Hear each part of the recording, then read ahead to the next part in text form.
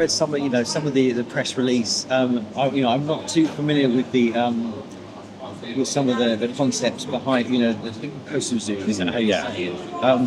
Could you just tell us a little bit about your relationship with that idea of Kosu and how you came to make that the basis of the new album? Sozu is one of the traditional Buddhism paintings that shows how even the beautiful woman, when a beautiful woman dies, they rot away in a very very ugly way. So it's the essence of the Buddhism, which is namely nothing lasts forever.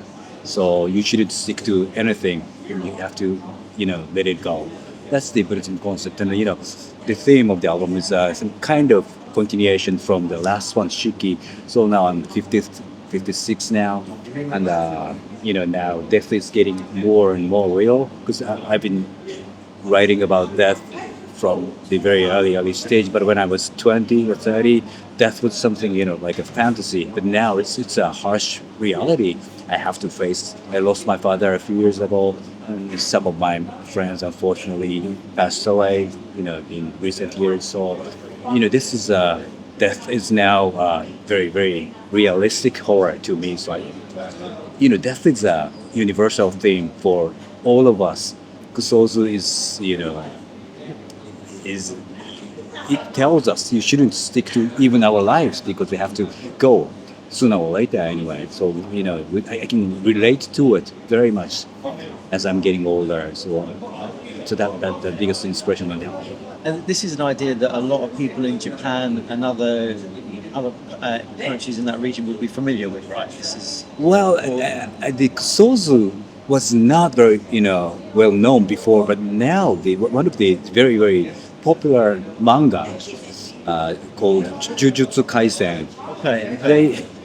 And they used Kosu in one of their episodes. So I think the younger kids are familiar with it now. Yeah.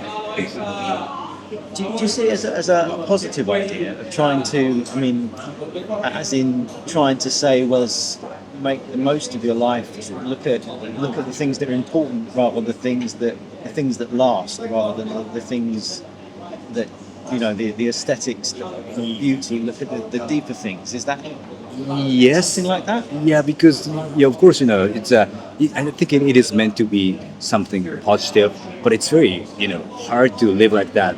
Everyone is usually basically afraid of death, and it's not easy to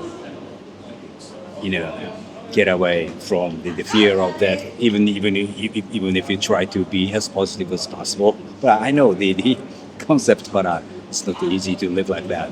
You said you were writing about the idea of autumn and that with the kind of twilight parts of it, maybe. And now maybe this is a winter album in a sense. Because now in our 50s it should be autumn, and we have to get ourselves prepared for winter, which will come very soon. So. When you were starting to compose that music, did you sit down and sort of think, right, here are some certain scales or certain musical motifs or instruments that might help to reflect that concept? Or was it more organic and you just... I think both. Yeah. Sometimes it's very, very organic. Sometimes I have to use musical theories like scales and chord progressions and everything. But these is for Shiki and this album, it has been getting more and more organic somehow. Wonderful artwork for the album, and I know that you were saying that the songs on the album and the artwork are examples of Kosu as well.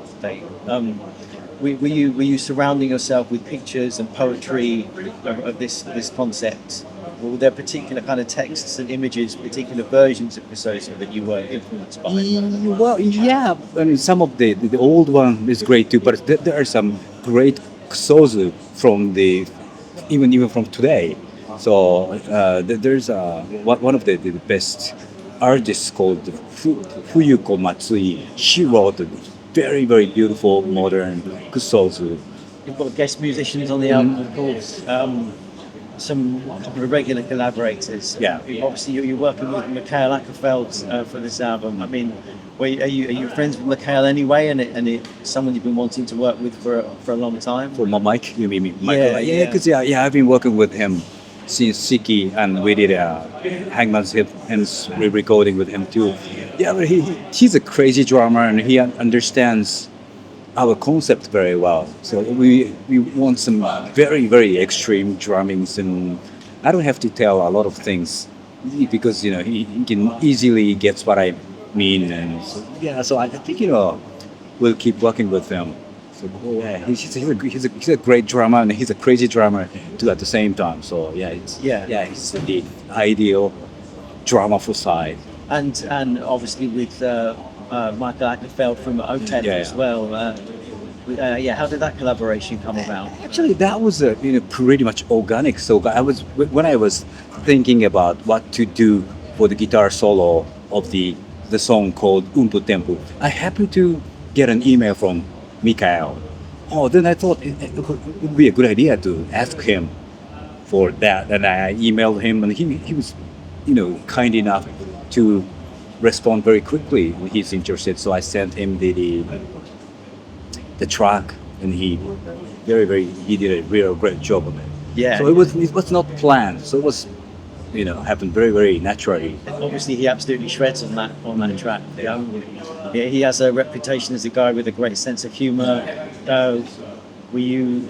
Yeah, I mean, a good experience working with him. I imagine you had a good time recording those. He's a musical maniac. He knows a lot about music, and he loves vibe art too. So we have a lot. I think we have a lot of common in musical taste things. So it wasn't very difficult for him to do the guitar solo for a song. I didn't tell him anything, but he quickly understand what I wanted for. You trusted him to. Yeah, to yes. I'm sure. What about some of the other instrumentation on the album, like some of the more traditional instruments? What can you? Were there any particularly new instruments that you haven't used on a Sigh album before that you used on this one? Well, it's probably the shamisen. Shamisen is a traditional Japanese acoustic guitar, stuff. And with the three strings, is that? So yes, just three strings. Yeah. Yes, three strings. And we used it a little bit for Shiki too, but this time we featured shamisen a lot because now Dr. Mechanical has been taking a shamisen lesson for a long time. So she played the shamisen, and her, the teacher was kind enough to play some technical shamisen stuff for two of the songs. Yeah. So I think that's one of the new things on the album. There's a particular drum sound. Oh yes, but it's very hard to tell which one because Mike Heller layered maybe 20 or 30 small percussions too. Okay, and also our today's drummer, he's a traditional Japanese drum player. So he played some Japanese so-called taiko. He played some traditional taikos on some of the tracks. So there are plenty of percussions from all over the world. Oh, fantastic! Yeah. He, the Mike Heller even played some, I don't know, trash can and of course traditional bongo, conga, and everything.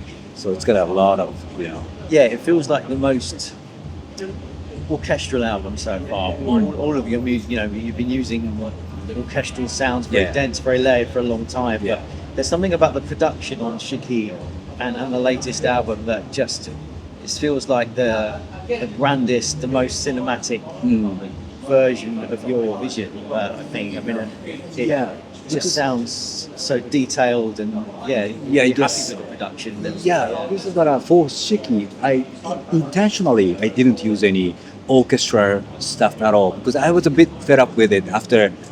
We did an album called Grave Ward, and I used a lot of orchestration, but I didn't like it very much. So after that, I tried not to use, typical orchestration. But after Shiki, we re-recorded Hangman's Hymn.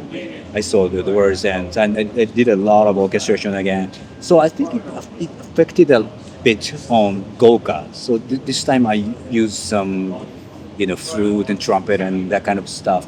So yeah, it's just a little bit more eclectic than Shiki. I used a lot of Japanese traditional Japanese traditional instruments along with Western orchestration stuff. So yeah, I think it's a more cinematic album, especially compared to Shiki.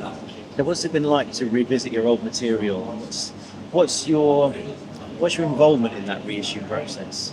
Well, it's so many labels tried to re-release it for the past 20 years, but none of them worked because honestly, Cacophonous Records is a very very difficult label to work with. Right. Yeah, but finally, Peaceville succeeded to release everything. So last year and this year. So yeah, it was yeah finally so I think I'm glad so many people asked us about the possibility of the reissue of vinyl and everything. But finally, we made it. So Yeah. yeah, and yeah, also the Infidel Art had some unreleased mix and some demo version and everything. So I just have to go into my old CDR and cassette stuff and everything. And yeah, because those albums are primitive and childish, of course, compared to today's one. But still, I think, some of them sound really good. Oh yeah. Yeah. What's it like listening to those old albums again? I mean, do you? I guess are you thinking, oh, there are things that I would change, that I would. Yeah, of course, Yeah. if there are gastrophenia that those albums were recorded almost 30 years ago, and now I grew up as a musician, and I grew up as a person too. So of course, the composition, orchestration, and lyrics, everything is immature to my ear today. But that immaturity can be a charm in a way. So of course, if we re-recorded today, we could play much better, and production could be much better, but it could spoil the charm of the album. So I wouldn't do that. I wouldn't re-record Infinite Art or Hell Horror Hell. So probably, personally, I think it's better to leave them as it is. Of course, I can hear a lot of deficits and mistakes and a lot of things, but it's okay. Just, Yeah. Well, good. Yeah. No. Yes, I like them as as they were. Yeah. What's it like bringing them back on the road, playing them live? well, it brings back a lot of memories when I was young. So it's yeah. Last night the show was really good. The reaction was really good too. So yeah, I think it's a good idea to do this kind of special early old school set sometime as a trio. So hopefully we can do it again. Sigh, is it 35 years of Sigh you celebrated recently? Yeah, 35. Yeah. 36. And I mean, you've achieved so much there. Like we were saying, the complexity, the the ambition of the albums. I feel like every release, your ideas become. It feels like the next step in the development of Sigh. Are there things that you still want to achieve in the band that you're always pushing? Well, actually, no. I think I know. I think I even when we started the band in 1990, we were not ambitious at all. I never thought we would be able to release an album because around 1990, no Japanese extreme metal band had international releases at all. So I just thought it'd be great if we could release just a 7-inch EP or something.